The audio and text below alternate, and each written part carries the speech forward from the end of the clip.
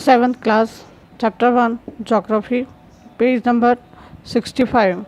उसका 65 page number का, जिसमें अपन ने देखा था कि लेथोस्फीयर मतलब स्थलमंडल में कितने तरह के वो कितने प्रकार का होता है स्थलमंडल जो कि हमने पहला पॉइंट है थे। और कंटिनेंटल क्रस्ट मतलब महाद्वीपीय जो परत होती है वो किससे मिलकर बनती है? महाद्वीपीय परत, जो कि हम ग्रेनिक चट्टानों से, सिलिकाओं से या जो एल्यूमिनियम जो पदार्थ होते हैं इसमें बहुत अधिक मात्रा में जो पाए जाते हैं। सियाल की जो परतें होती है जो पठारों के ऊपर या नीचे पाई जाती हैं।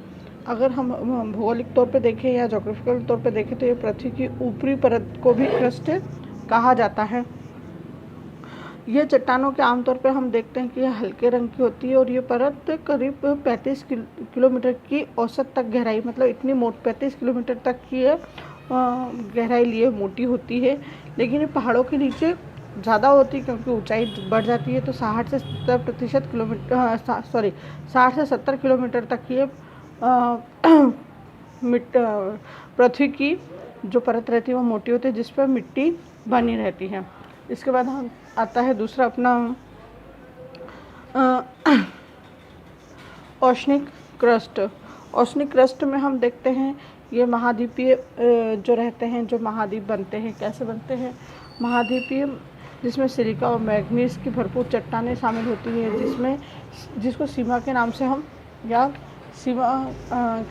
जिसको जानते हैं या कहते हैं। ये क्रस्ट जिस पर महासागर खड़े होते हैं, पृथ्वी का ये क्रिस्टल हिस्सा महाद्वीप के नीचे केवल 4 से 7 किलोमीटर मोटा होता है। मतलब ये जैसे कि अपन ने देखा था कंटिनेंटल क्रस्ट महाद्वीप में ये 60 से 70 किलोमीटर तक मोटा रहता है, परंतु महाद्वीप में ये 4 से 7 किलोमीटर तक ही मोटा रहता है। यह और लेथोस्फीयर में हम देखते हैं कि इसको हम 2 भागों में बांटते हैं, एक कंटिनेंटल क्रस्ट और दूसरा रहता है ओशनिक क्रस्ट, जिसमें ये परंतु इसके अंदर कोई मिट्टी नहीं रहती है, मोटा ज़रूर रहता है। जो क्रिस्टल क्रस्ट महासागर की जो परत होती है, जैसे मनुष्य की जो गतिविधियाँ होती हैं या जो मनुष्य के द्वारा मूवमेंट की जाती है आदान प्रदान करने की, जैसे कृषि के लिए मिट्टी बनाना, तो ये जीवाश्म ईंधन सहित खनिजों के स्रोत होता है। ये भी मनुष्य के लिए संसाधन के रूप में आता है, परंतु ये सब मनुष्य के लिए ही होता है। मनुष्य इनकी खुदाई करके खदानों से इसके जीवाश्म निकालते हैं। और उसके बाद आता है वायुमंडल मतलब एटमॉस्फेयर। जैसे मैंने कि आपको पहले बताया था कि अपने पृथ्वी पे डिमोन्स कितने प्रकार के होते हैं? 4 तरह के होते हैं, लेथोस्फीयर, एटमॉस्फेयर, हाइड्रोस्फीयर और बायोस्फीयर। अपन ने अभी लेथोस्फीयर पढ़ा। लेथोस्फीयर में 2 पॉइंट पढ़े, कंटिनेंटल क्रस्ट और ओशनिक क्रस्ट। कंटिनेंटल क्रस्ट में हम भूतल को पढ़ते हैं, जिसमें कठोर हिस्सा होता है। ओशनिक क्रस्ट मतलब महाद्वीपीय, जहाँ पर पानी की मात्रा पाई जाती है और पृथ्वी की मोटाई कितनी होती है। इसके बाद हम पढ़ते हैं एटमॉस्फेयर मतलब वातावरण। पृथ्वी के चारों ओर से वायु के पतले, जैसे जो पूरी वायुमंडल पृथ्वी को, जैसे अपन कंबल से कोई चीज़ को ढाक लेते हैं, ऐसे ही पृथ्वी को पूरा वायुमंडल ने ढाक रखा है। और इसमें परत होती है जो प्राकृतिक रूप से गतिशील होती है। जैसे कि अपन देखते हैं कि वायुमंडल में गैसों का मिश्रण है। वायुमंडल में 2 मुख्य गैसें हैं, नाइट्रोजन और ऑक्सीजन, और ये दोनों पृथ्वी पे जीवन के लिए उपयोगी हैं। जीवित चीज़ों के लिए हम जो सांस लेते हैं तो वो होती है सबसे मेन ऑक्सीजन, जो कि सभी जीवित वस्तुएं ऑक्सीजन पर निर्भर करती हैं और विकास के लिए सांस लेते और ये विकास करती है। वातावरण में किसी भी चीज़ को ख़त्म करने में जिसकी मदद करती है, जिसके द्वारा मिट्टी का, और नाइट्रोजन गैस है जो किसी भी चीज़ को ख़त्म करने में मदद करती है और जिसके द्वारा मिट्टी का निर्माण होता है। और जैसे जब पानी गिरता है तो भूमि पर जितना भी पानी उपलब्ध कराती है वो ऑक्सीजन और नाइट्रोजन गैस मिलके ही पानी उपलब्ध कराती है। इसके हम आगे देखते हैं कि एटमॉस्फेयर में जो पॉइंट है ये कौन कौन से हैं।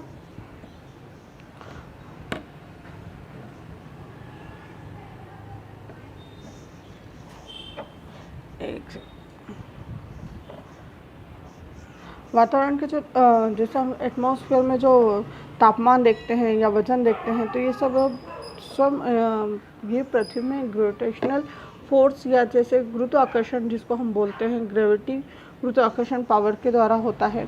और ये सब कार्य वायुमंडल में करते हैं। और पहला जैसे अपन पॉइंट देखते हैं कि पृथ्वी पर आंतरिक मलबे मतलब जैसे पृथ्वी पे मलबा रहता है या गंदगी रहती, कूड़ा करकट रहता है, ऐसे अंतरिक्ष मलबे भी रहते हैं। और सूर्य कुछ हानिकारक किरणों से पृथ्वी की रक्षा करता। वायुमंडल में जैसे कि मैंने आपको अभी बताया कि पृथ्वी को वायुमंडल ने पूरी एक कम्बल की तरह से घेर रखा है, परंतु उसके गुरुत्वाकर्षण के कारण पृथ्वी पर जो अंतरिक्ष मलबे रहते हैं वो पृथ्वी पर नहीं आ पाते और उसको कवर करके रखते हैं। और सूरज से निकलने वाली पराबैंगनी किरणें जो कि अल्ट्रावायलेट किरणें जो रहती हैं, ये सूरज की डायरेक्ट पृथ्वी पर नहीं आती, जिसके कारण क्योंकि अल्ट्रावायलेट किरणें जो रहती हैं वो मनुष्य को बहुत ज़्यादा नुकसान पहुंचाती है, तो जिससे भी हमारी सुरक्षा करता है वायुमंडल। ये दूसरा पॉइंट है। पृथ्वी जब गर्म और ठंडी कैसे करती है, वायुमंडल ही एक ऐसा गतिशील, जो कि मैंने बताया कि वायुमंडल की जो परत होती है वो गतिशील होती है, वो पृथ्वी को अधिक गर्म भी नहीं होने देती और अधिक ठंडा भी नहीं होने देती, क्योंकि जब सूर्य पृथ्वी के अधिक पास आता है तो गर्मी पड़ती है, तो वो वायुमंडल ही होता है जो पृथ्वी को सुरक्षा प्रदान करता है। तीसरा पॉइंट है कि यहाँ पर जो वर्षा होती है या बर्फबारी होती है, इसके लिए भी जिम्मेदार होता है वायुमंडल। ये और फिर जो अपन चौथा पॉइंट है कि अपन जब किस पेड़ पक्षी हैं, मनुष्य हैं या और भी मानव के द्वारा बनाई गई वस्तु है जिनकी आवाज़ आती है, तो ये आवाज़ वातावरण में ध्वनि उत्पन्न करती है, जिसमें हमें सुनने की सक्षम बनाती है। क्योंकि जब अपन उदाहरण के तौर पे हम देखते हैं कि हम कोई चीज़ को अगर एक बार साउंड में करते हैं तो वो वापस रिपीट होती है और सुनते हैं। जैसे खेल में बच्चे किसी डिब्बे में आवाज़ निकालते हैं तो वो वापस वो आवाज़ बहुत तेज़ी से हमें दोबारा रिपीट सुनाई देती। तो इसी तरह से वायुमंडल में जो परत बनी है वो भी हमें ध्वनि सुनने में सक्षम करती है। उसके बाद आता है पांचवा पॉइंट, वायु की गति। पृथ्वी पर वायुमंडलीय जो गति करता है या सर्कल में घूमता है, जो हवा घूमती है पृथ्वी पे चारों ओर, तो उसको वायु की गति या वायुमंडलीय गति कहा जाता है। तो इसका हम देखते हैं कि वायुमंडल में जो कई और भी कार्य करते हैं, जैसे मौसम का परिवर्तन होना, वायुमंडल का परिवर्तन होना, कुछ परिवर्तन मनुष्य द्वारा भी होते हैं, जिसका परिणाम ये होता है कि वायुमंडल को बहुत अधिक नुकसान होता है। पृथ्वी के चारों ओर की हवा जो होती है वो इस पृथ्वी परत की रक्षा करने में हमारा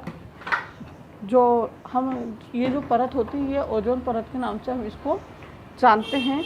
और मनुष्य के ज़्यादा इंटरफेयर के कारण ये परत बहुत पतली होती जाती है। और आप कंडीशन तो ये है कि ओजोन परत में जो कुछ छिद्र हो गए हैं, जिसके कारण हमें ये जैसे सूरज की अल्ट्रावायलेट किरणें, मैंने आपको बताया कि सूरज की अल्ट्रावायलेट किरणें हैं जो कि मनुष्य के शरीर को नुकसान पहुंचाती है, वो भी अधिक मात्रा में, जिससे हमें कैंसर की या चर्म और भी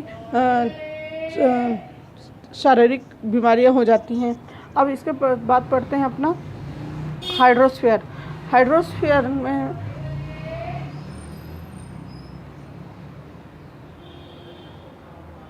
एक से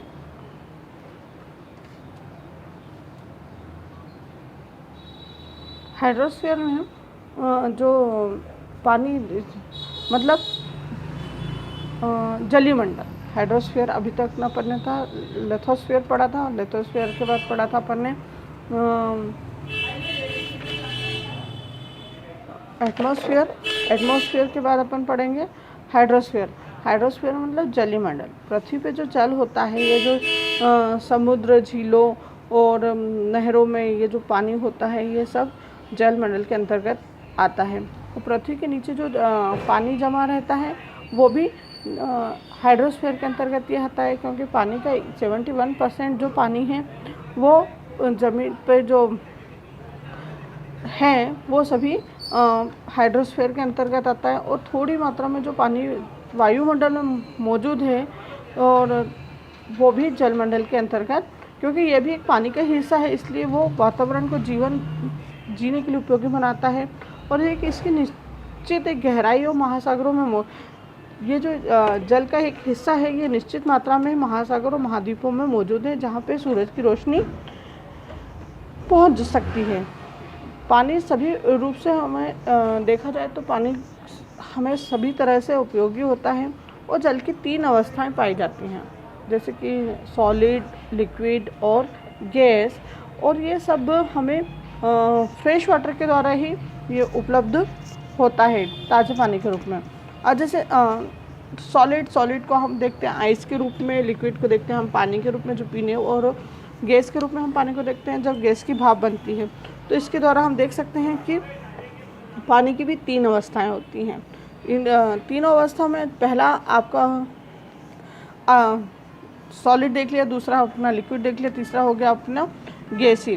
तो ये तीनों अवस्थाओं में पानी हमारे पूरे वातावरण में सम्मिलित होता है, क्योंकि हम हाइड्रोस्फीयर या जलमंडल के बिना जीना संभव नहीं है। पहला पॉइंट अगर देखते हैं तो जैसे महाद्वीपों के लिए ये लिंक करता है या प्रदान करता है कोई चीज़ को, पृथ्वी पर पानी कैसे होता है। दूसरा, हम भूमि पर जब देखते हैं कि भूमि पर जब वर्षा होती है या बर्फ़ गिरती है तो अधिकांश पानी महासागरों से आता है, क्योंकि आप लोगों को मैंने पहले बताया था कि वाटर रिसाइकलिंग के द्वारा जब क्लाउड्स बनते हैं और ये पानी वापस बरसता है, तो ये सब ये वर्षा जब अधिक होती है तो अधिकांश पानी कहाँ जाता है, महासागरों में से ही उड़कर क्लाउड्स बनाते हैं, और ये सभी जलधाराएं नदियों, झीलों और ज़मीन के अंदर संग्रहित हो जाता है और वर्षा में ये अपने उपलब्ध हो जाता है। तीसरा, हम देखते हैं कि महासागरों में हमें खनिज पदार्थ जो प्रदान करता है, ये जो मिनरल्स वगैरह होते हैं, ये सभी हमें इस रूप में प्राप्त होते हैं। जब ओशनिक महासागर हमें भोजन, मिनरल्स, खनिज तेल, गैस और भी बहुत सारी चीज़ें हैं जो हमें जलीय मंडल से प्राप्त होती है। जलमंडल के जो क्रिया करता है या उसका जो गतिविधि करता है, तो उसका क्षेत्र जो होता है ये उपयोगी होता है और ये तीनों प्रकार से विस्तृत करता है। इसके बाद आता है बायोस्फीयर। बायोस्फीयर पृथ्वी की भीतरी भाग को या आंतरिक भाग को हम कहते हैं, और जो वायुमंडल से कई हजारों किलोमीटर के ऊपर तक है। हालांकि जीवन के लिए वायुमंडल के साथ साथ पृथ्वी के आंतरिक मंडल का भी होना बहुत अधिक ज़रूरी है, क्योंकि मनुष्य तभी जीवित हो सकता है जब हमारे ये तीनों स्फीयर मौजूद होते हैं, तभी मनुष्य या सजीव चीज़ों का रहना बहुत ज़रूरी होती है। अब मेरा वीडियो इससे ज़्यादा मैं बड़ा नहीं कर सकती, तो इसका पैराग्राफ अपन कल पढ़ेंगे।